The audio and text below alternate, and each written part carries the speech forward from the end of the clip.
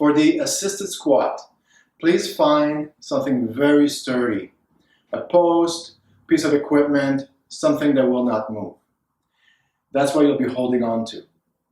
Behind you, if you haven't squatted in a long time, please have a bench, a chair, again, a step, a box, something that if you fall behind because you don't have the strength, you're just going to end up sitting down.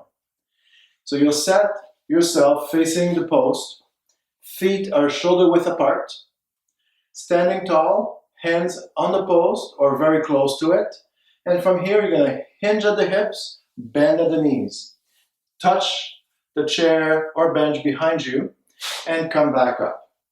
And that's your assisted squat.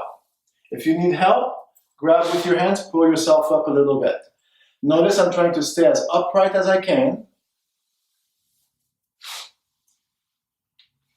Now, for the width of the feet, I want them about shoulder width.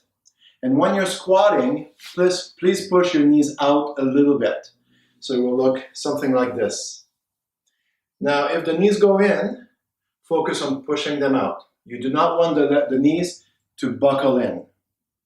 If you feel any pain, knees, lower back, or anywhere else, please stop the exercise, mention it to me, and we can look at or fixing the form or doing a different exercise until you have developed the technique or the strength to do the squat safely and without pain.